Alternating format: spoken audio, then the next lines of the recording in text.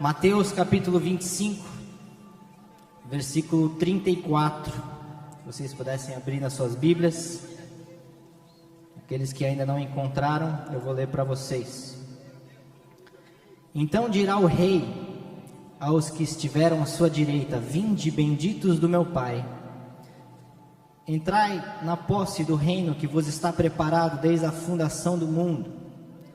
Porque tive fome e me destes de comer, tive sede e me destes de beber. Era forasteiro e me hospedastes, estava nu e me vestistes, enfermo e me visitastes, preso e fostes me ver. Então perguntarão os justos: Senhor, quando foi que te vimos com fome e te demos de comer, ou com sede e te demos de beber? E quando te vimos forasteiro e te hospedamos, ou nu e te vestimos? E quando te vimos enfermo ou preso e te fomos visitar? O rei responderá e lhes dirá: em verdade vos afirmo que sempre que o fizestes a um destes meus pequeninos irmãos, a mim o fizestes. Senhor, meu Pai, nós clamamos, Senhor, que o Teu Espírito Santo desça sobre este lugar neste momento. Que o Senhor venha quebrantar os nossos corações, que o Senhor venha quebrar toda a frieza, Senhor. Tudo aquilo, Senhor, que impede a Tua palavra de entrar no nosso coração. Nós pedimos, Senhor, a Tua inspiração neste momento. Nós pedimos a Tua presença, Senhor. Nós pedimos que o Senhor venha ao nosso encontro nesta manhã. E que a Tua palavra entre, Senhor Jesus, dentro do nosso coração e se firme lá, Senhor, e traga transformação e regeneração. Nós pedimos a Tua inspiração, Senhor, a Tua presença. Nós clamamos aqui esta manhã, Senhor Jesus, venha ao nosso encontro, venha falar com todos nós, Senhor meu Pai, em nome de Jesus, em nome de Jesus. Amém, Senhor, amém. Podem se assentar, glorifiquem a Deus com suas palmas, porque Deus está aqui. Aleluia.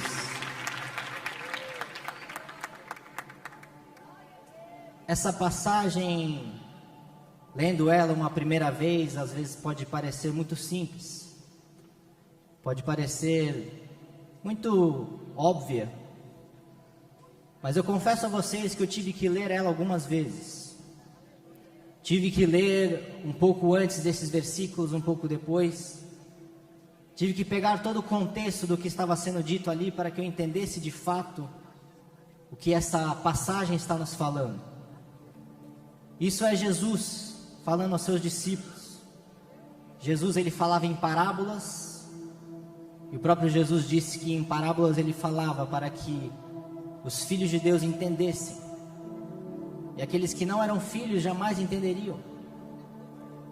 Jesus, antes de falar essas palavras que a gente acabou de ler, ele disse aos seus discípulos, ele falou duas parábolas, duas.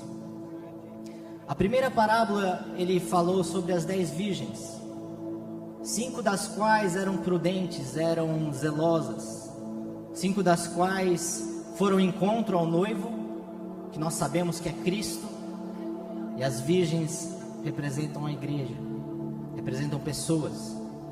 5 das quais eram zelosas e levaram azeite para suas lâmpadas.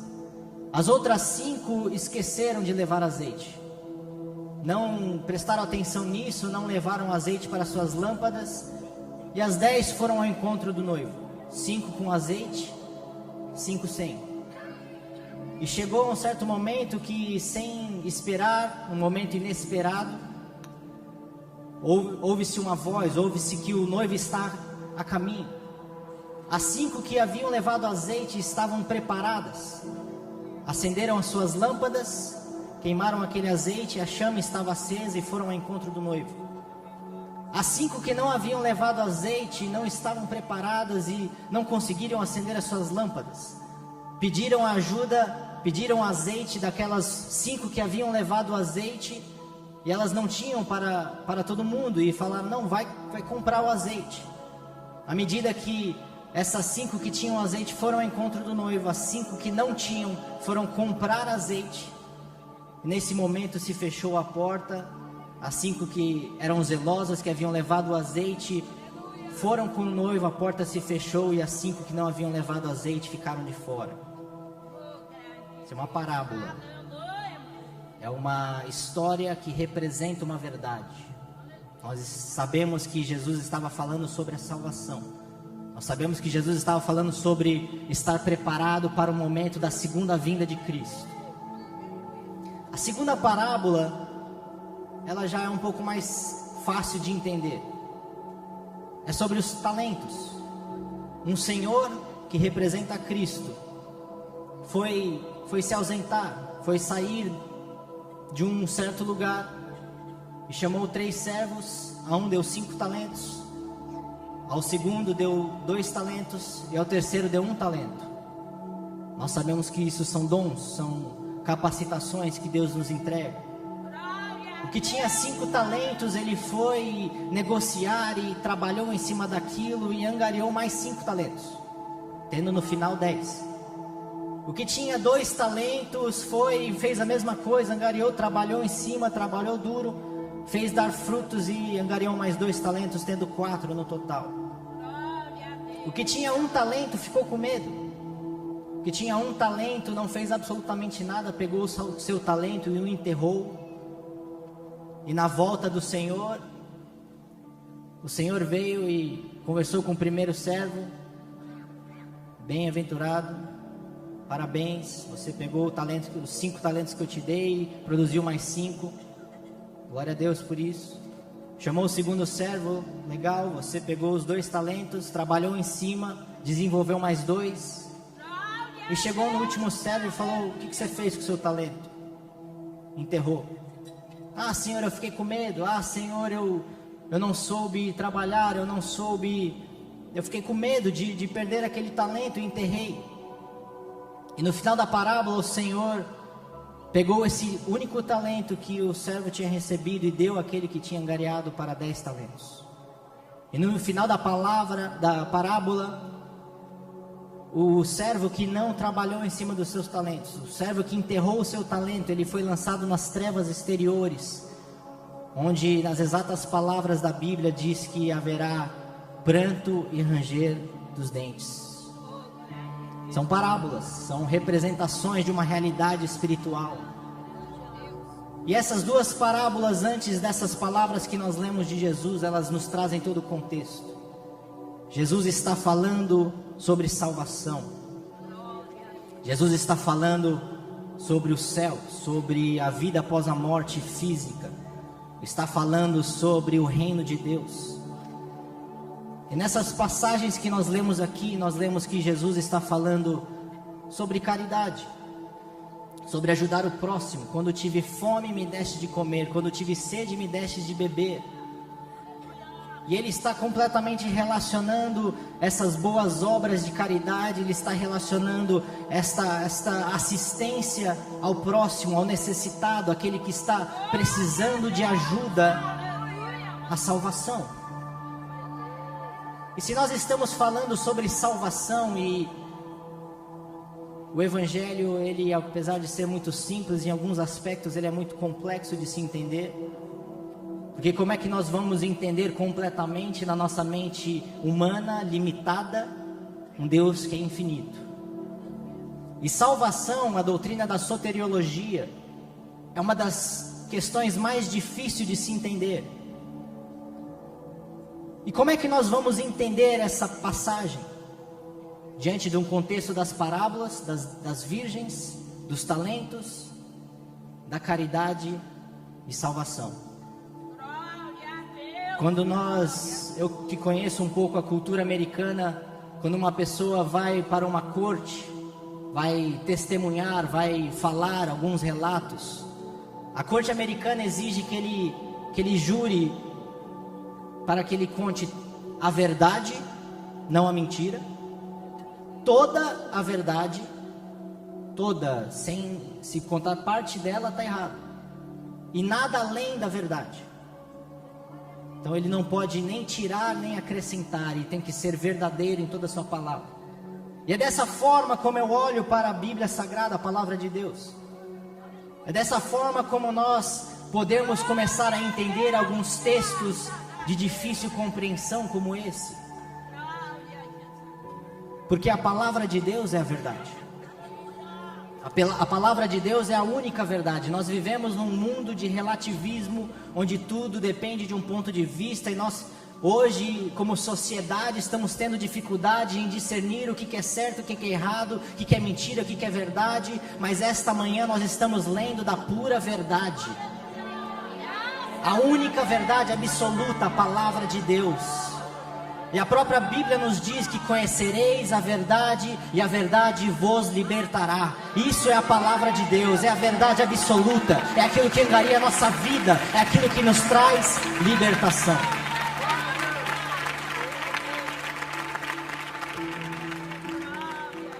E além de analisar a verdade, toda a verdade, nada além da verdade, a palavra de Deus também é revelada. A palavra de Deus muitas vezes é difícil, não para ser compreendida pelo nosso intelecto, mas para ser revelada pelo Espírito Santo. E se eu não havesse vivido algumas coisas que eu vivi nos últimos anos, eu jamais teria entendido essa passagem. Jesus está falando sobre boas obras, Jesus está falando sobre ajudar, Jesus está falando sobre amar o próximo, Jesus está falando sobre dar água a quem tem sede, dar comida a quem tem fome. Mas como nós podemos conciliar quando nós estamos considerando toda a verdade? Eu queria ler um versículo para vocês, Efésios capítulo 2, não precisam ir até lá, eu vou ler para vocês. Porque pela graça sois salvos, por meio da fé. E isso não vem de vós, é dom de Deus. Não vem das obras. Vocês podem repetir isso? Não vem das obras? Para que ninguém se glorie. Porque somos feitura sua, criados em Cristo Jesus para as boas obras, as quais Deus antes preparou para que andássemos nela. Então quem está falando a verdade aqui? É Jesus que está falando que com assistência, com boas obras, no fim, no julgamento final, na salvação, nos trará esse livramento da condenação eterna.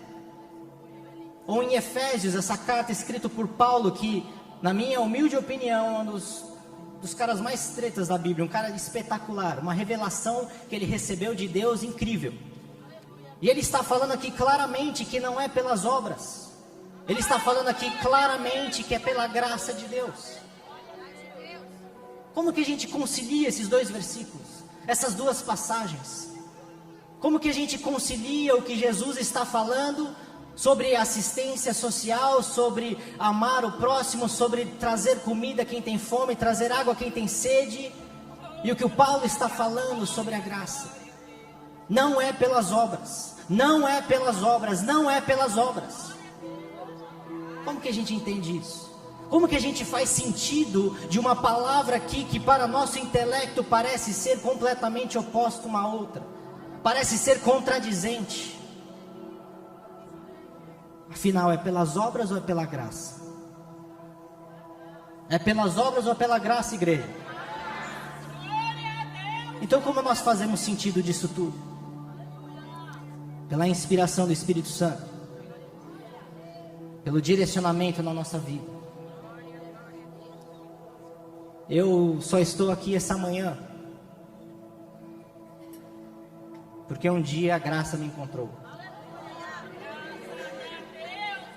Glória a Deus. Eu só estou aqui essa manhã porque o amor de Cristo me encontrou. Eu falo isso praticamente quase todas as minhas pregações, eu vou falar isso até eu falecer, que eu nasci num berço cristão, cresci dentro da igreja, corri esses corredores quando criança, já vi milhares de milagres aqui acontecer. O missionário Davi Miranda erguia suas mãos, Deus vinha, curava, levantava paralíticos, libertava pessoas, demônios saíam, pessoas eram salvas, se entregavam a este amor de Deus. Eu vivenciei isso, eu vivi isso, eu cresci assistindo Deus agir nesta igreja.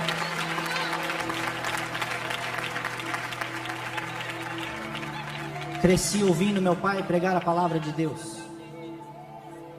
Conheci a palavra de Deus antes que eu conhecesse qualquer outra coisa. Acreditava na palavra de Deus. Sempre quis viver para Deus.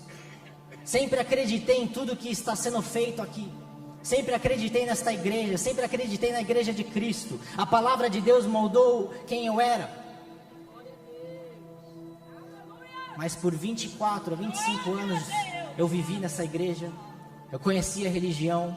Eu conhecia a palavra de Deus. Mas eu nunca tinha encontrado a Cristo. Eu nunca tinha conhecido Ele.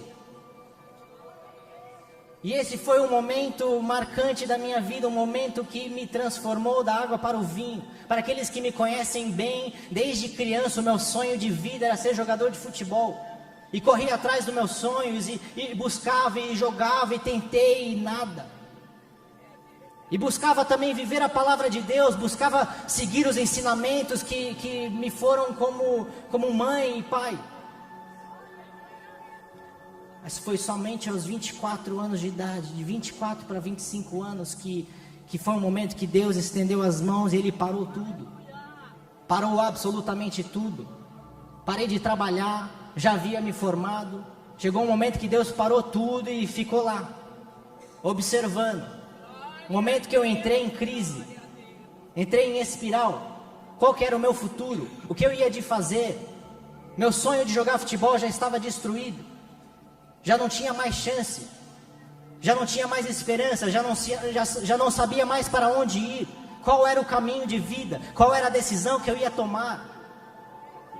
Foi nesse momento que parou tudo, Deus deu uma pausa em tudo, e ficou lá esperando.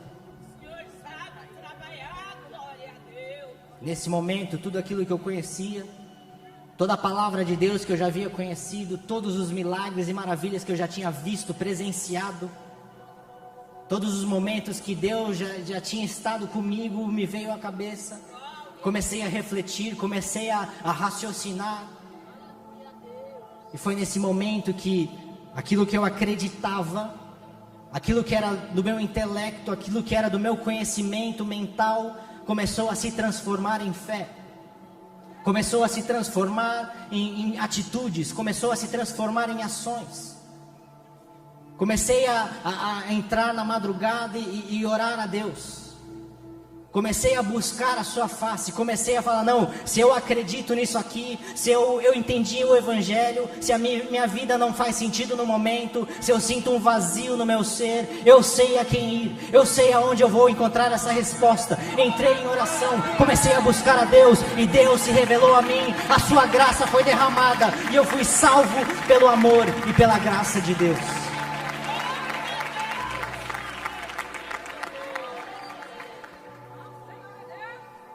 Então Efésios 2 faz sentido. Efésios 2 nos mostra que a graça, o amor é a própria pessoa de Cristo. Nos mostra que a chance é grande de muitas pessoas estarem dentro da igreja sem nunca ter tido um encontro com Deus, sem nunca ter tido um encontro com Jesus Cristo. Por 24 e 25 anos da minha vida, eu busquei praticar as boas obras e não cheguei a lugar algum. Por 24 a 25 anos da minha vida, eu busquei ser zeloso da palavra, eu busquei trazer água para quem ter sede, eu busquei trazer comida para quem ter fome, mas não cheguei a lugar algum. Isaías 64 nos diz que as nossas justiças são como trapos de imundícia perante Deus. Nós somos como um imundo. As nossas obras não são boas, tudo que está no nosso interior é podre, a nossa natureza é corrompida. No jardim do Éden nós fomos corrompidos, tudo que vem de nós, tudo que vem do nosso interior é pecado. A nossa carne é corrompida, a nossa carne é falha. Então como conciliamos? Como conciliamos o que Jesus disse? Pois pela graça sois salvos, mediante a fé. No momento que eu encontrei a Cristo, ou melhor, no momento que Cristo me encontrou, no momento que a graça foi derramada sobre a minha vida, no momento que a justiça de Deus me foi atribuída, no momento que todos os meus pecados foram lançados sobre Cristo na cruz do Calvário, no momento que eu tive um encontro com a pessoa de Cristo, com o Deus próprio, e Deus é amor, eu comecei a ser transformado, eu comecei a ser regenerado pelo Espírito Santo. Nesse momento, como a própria palavra diz, Deus nos diz: e colocarei neles um coração de carne e não de pedra, e colocarei neles uma nova natureza, e colocarei neles um espírito que é santo, colocarei neles o meu amor, colocarei neles as minhas obras. Meus queridos irmãos, não é brincadeira. Quantas pessoas nunca viveram isso dentro da igreja? Quantas pessoas nunca entenderam o que é o amor de Deus? Quantas pessoas desconsideram completamente a graça e buscam viver uma vida cristã pelas obras? Buscam viver aquilo que a Bíblia nos diz, tentando sua própria justiça, tentando se auto-justificar. São trapos de imundícia. Não vamos chegar a lugar algum, mas no momento que nós conhecemos o amor em pessoa que é Cristo, no momento que nós nos rendemos ao pé da cruz, os nossos pecados são perdoados, nós somos regenerados e nós passamos a viver o amor completo.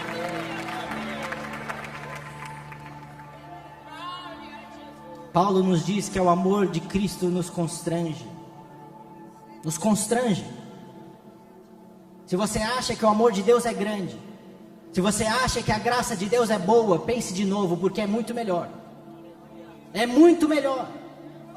Pensa que todos os erros que você cometeu e vai cometer, porque nós somos falhos, nós somos seres humanos, nós somos carne, o pecado está na nossa carne, nós vamos ser falhos para sempre, até o dia que Deus nos chamar para a glória. Aí sim, com o corpo transformado e glorificado, seremos perfeitos. Pensa que tudo isso Jesus falou: não, você não vai morrer não. Você não vai morrer, porque eu vou morrer no teu lugar. Eu vou tomar a justiça de Deus sobre os meus ombros. Todos os seus pecados, todas as suas enfermidades, todas as suas iniquidades, eu tomo sobre os meus ombros e eu morro por você, para que você tenha vida, e vida em abundância, e vida eterna, pela graça e pelo amor de Deus.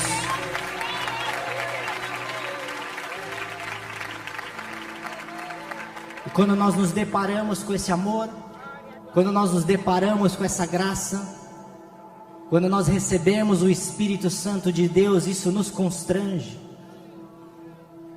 Nós deixamos de pensar que nós estamos buscando obedecer a Deus para sermos salvos. Nós deixamos de pensar que nós estamos obedecendo a Deus, obedecendo o que a palavra nos diz, para não sermos condenados. E este amor que nós recebemos, este amor no nosso coração, tão grande, tão inexplicável, palavras não podem descrever o amor de Deus por nós. Isso aqui nos constrange, nos traz uma mudança de mentalidade.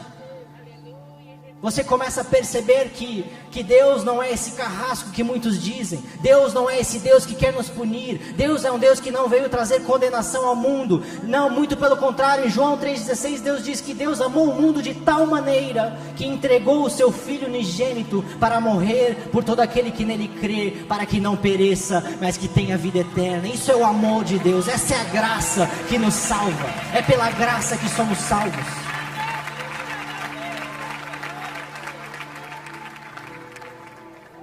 E isso é tão forte, tão poderoso, tão inexplicável, que nós mudamos, nós somos transformados pelo poder de Deus.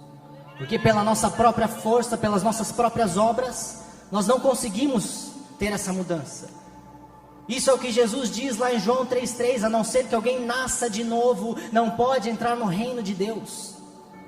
E nessa passagem onde Jesus está falando a Nicodemos, Ele não está falando do reino dos céus quando a gente morrer, Ele está falando do reino de Deus aqui na terra. Ele está falando do reino de Deus manifesto, onde nós vemos milagres e curas, onde nós vemos pessoas sendo tocadas, onde nós vemos pessoas sendo entregas. O reino de Deus está aqui. Eu quero perguntar para vocês essa manhã, uma reflexão própria: você já encontrou Deus? Você já conheceu a Cristo? Você conheceu o amor próprio? O amor em pessoa? Eu garanto a vocês que a resposta da maioria é não. Por que não? Porque uma das coisas mais difíceis de se ver hoje é o amor. Não precisa ir longe, não. Dentro da igreja mesmo. Brigas, dissensões, calúnias, acusação. Basta alguém tropeçar que já estão apontando o dedo. Basta abrir uma página de Facebook para você ver o ódio dentro das pessoas. Uma atacando a outra, uma falando mal da outra. Igreja dividida. Corpo de Cristo. Estamos dentro de uma igreja que chama Deus é amor. E só se vê ódio. Só se vê rancor. Não se vê regeneração, não se vê novo nascimento, não se vê amor entre as pessoas. Jesus mesmo disse: conhecerão que são os meus discípulos. Alguém conhece esse versículo? E conhecerão que são os meus discípulos quando amardes uns aos outros. Essa é a prova real. A prova real, a evidência maior que você foi salvo, que você foi transformado, que você foi regenerado, que você foi alcançado pela graça, por um Deus que é amor, é quando você passa a amar o seu próximo, é quando o amor de Deus entra na sua vida, te transforma, te constrange a viver uma vida em santidade, uma vida em intimidade com Deus. Aleluias, glória a Deus. Nós estamos falando sobre causa e efeito. Muitas pessoas acreditam que a obediência, as boas obras, a assistência, o amor são causa. Não. São efeitos. A causa é a graça. A causa é a morte de Jesus. Meus queridos irmãos, não existe vida cristã sem a cruz do Calvário. Não existe vida cristã sem a graça de Deus. Não existe vida com Deus sem o sacrifício de Jesus. Quantas pessoas querem viver Mateus 25 sem ter passado por Efésios 2? Quantas pessoas querem viver as boas obras sem ter sido alcançado pela graça? Quantas pessoas querem ser salvos por fazer o bem? Esquece isso, você não é bom, nós não somos bons, nós somos pecadores, mas Deus vem, Ele morre, Ele se faz cordeiro, que tira o pecado do mundo, que nos transforma, que nos regenera.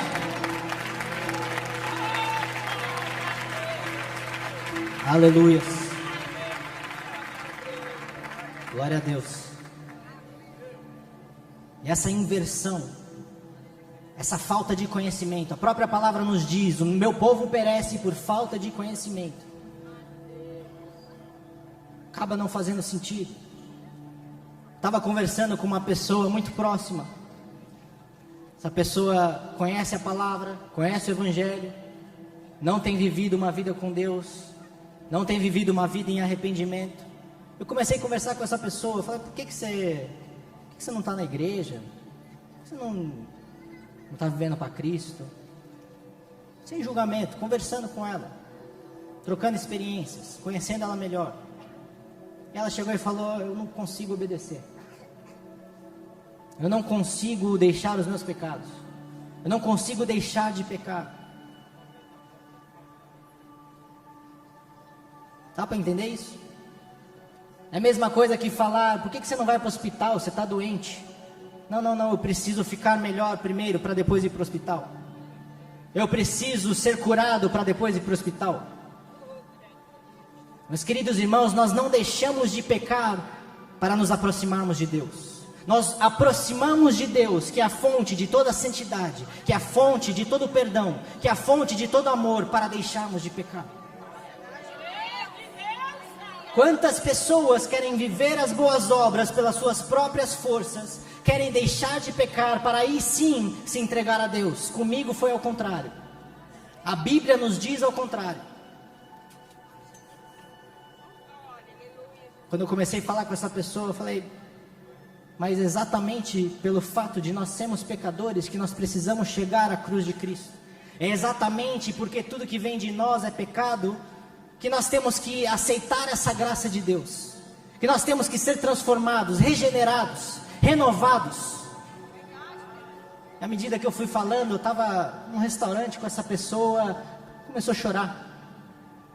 Começou a ser tocado, o Espírito Santo foi ali no momento. Eu não tenho esse poder, o Espírito Santo foi lá, começou a tocar no coração dessa pessoa. Tudo o que Deus quer para nós é nos perdoar dos nossos pecados, é colocar um coração de carne e não de pedra, é nos regenerar, é nos santificar, é nos transformar pela sua graça e pelo seu amor, nos salvar. Aí sim nós passamos a viver as boas obras. Aleluias. Aí sim nós chegamos em Gálatas 5, uma das passagens que trazem um grande resumo do que é a vida cristã. As obras da carne e o fruto do Espírito. As obras da carne são muito conhecidas, não precisa nem sequer ler a Bíblia, basta ler a notícia. Assassinato, traição, mentira, injustiças, guerras, sensualismo, sexo ilícito, imoralidade sexual, tudo que a gente já sabe. O certo e errado está dentro de nós sabemos o que é certo e errado. Nem precisaria da Bíblia, mas Deus vai ainda dar a Bíblia. Mas o fruto do Espírito, qual que é o primeiro fruto? Alguém sabe? Amor. Nem precisa continuar a lista, é amor. O fruto do Espírito. Se nós plantamos abacaxi, nós colhemos abacaxi. Se nós plantamos maçã, colhemos maçã. Se nós plantamos um Espírito que é santo, santidade. Se nós plantamos um Espírito que é amor, amor. É consequência e não causa. É graça e não obras. É o amor de Deus derramado por nós para que nós sejamos capacitados a amar. É a regeneração pelo Espírito Santo para que nós possamos passar, andar em santidade. É o amor de Cristo, é o sacrifício dele. Tudo é dele, tudo é para ele, tudo é para a sua glória. Isto é a graça de Deus, isto é o amor de Deus por nós. E ele está aqui esta manhã falando: se renda ao meu amor e à minha graça. Se renda.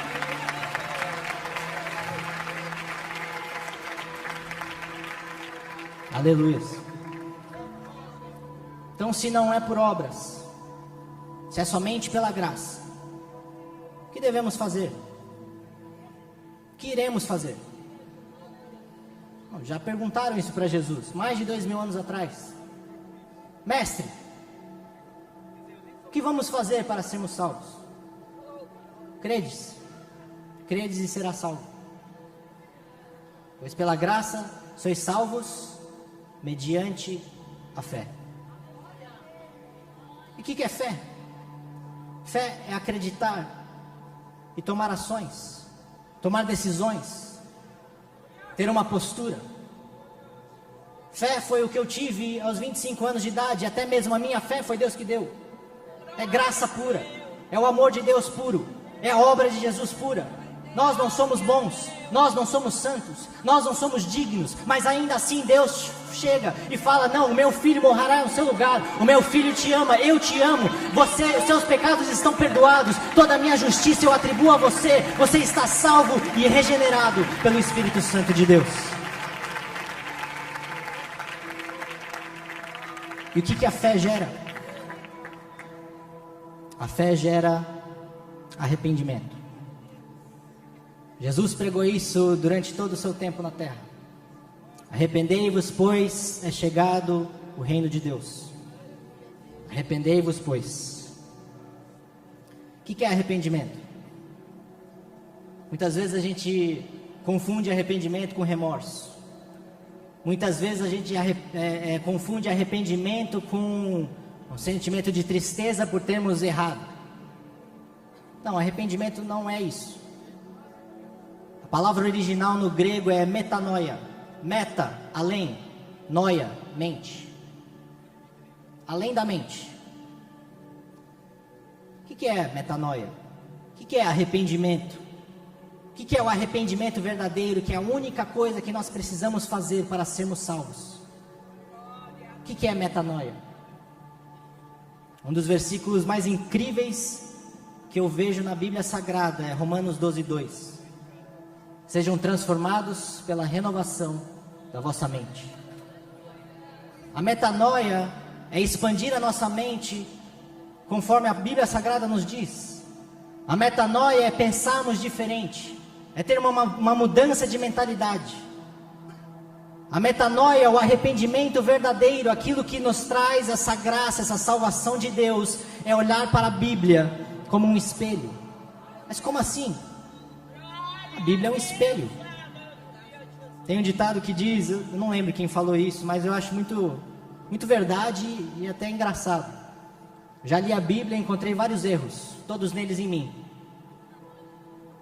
A metanoia é isso.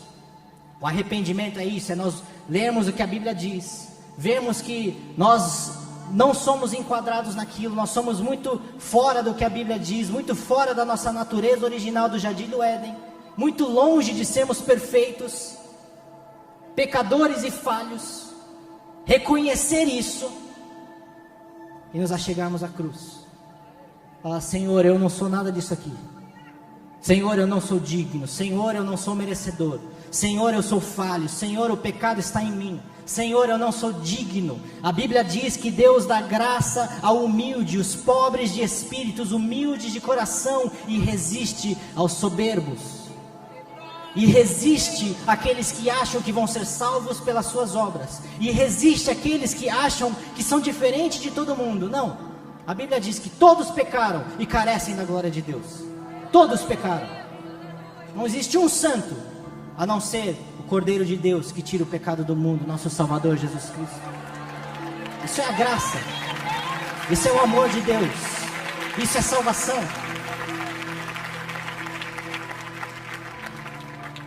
É a metanoia, o arrependimento. É nos entregarmos. É reconhecer que nós não somos dignos e não somos merecedores. Quantas pessoas querem viver pelas obras sem nunca ter sido alcançado pela graça? Sem nunca ter conhecido a Cristo? Quantas pessoas dentro da igreja que não aprenderam a amar?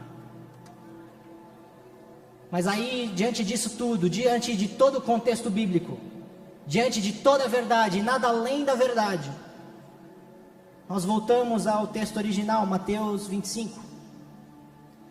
Jesus dizendo: quando tive sedes, me deste de beber. Quando tive fome, me deste de comer. Quando estava nu, me deste de vestir. Diante disso tudo, nós começamos a entender que nós somos salvos pela graça, constrangidos pelo amor de Deus, e pelo Espírito Santo que é colocado na nossa vida, nós passamos a amar. Nós passamos a amar. Isso também foi perguntado a Jesus: Mestre, são muitos mandamentos, são muitas coisas. Imagino que eles estavam confusos. É sermão do monte, é mandamento aqui, é graça ali. Senhor, não estou entendendo nada. Resuma tudo isso para nós. Quais são os maiores mandamentos? Jesus simplifica: amará a Deus sobre todas as coisas e amará o teu próximo como a ti mesmo. É simples, o Evangelho é simples, mas nós complicamos ele. Nós buscamos fazer coisas antes de sermos tocados, capacitados, antes de sermos regenerados, antes de conhecermos a Cristo. Se você está aqui esta manhã, eu falo para você que se você deseja conhecer a Deus, Ele deseja te encontrar ainda mais, Ele deseja te salvar, Ele deseja te santificar. Isso é o amor de Cristo, essa é a graça de Deus. Ele está aqui esta manhã falando ao seu coração: se arrependa, tenha metanoia e se entregue perante a minha cruz. É o amor, é a graça. Em 1 João, capítulo 4, versículo 20. Você acha que está pesado? Alguém está achando pesado essa palavra? Então deixa eu ler para vocês o que João disse.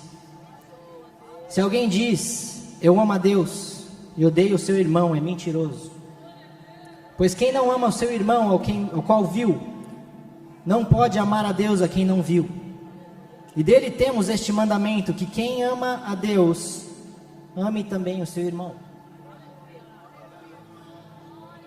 Foi João que disse. Se você diz que é um cristão verdadeiro, está disseminando ódio dentro da igreja. Se você diz que conheceu a Cristo e não aprendeu a amar, João disse que você é um mentiroso. Mentira. Porque quando nós conhecemos a Deus, uma pessoa de amor, ele é feito de amor, ele não tem amor no coração, ele é o próprio amor, ele é a fonte de amor, ele é a fonte de santidade. Nós começamos a ser transformados, nós começamos a amar, nós passamos a amar a Deus e ao nosso próximo. Essa é a consequência, essa é a evidência. A evidência. Lembro que em 2013, quando eu me batizei, estava naquele ápice de tido sido encontrado pela graça, conheci Jesus, naquela paixão pegando fogo, espetacular. Quando eu fui ver, eu estava desejando fazer as coisas que Deus nos ordena.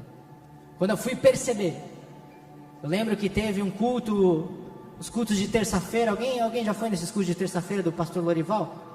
Ele fazia os cultos de terça-feira, e eu comecei a buscar a Deus, comecei a ser transformado, e um dia eu cheguei, pai, eu quero cantar.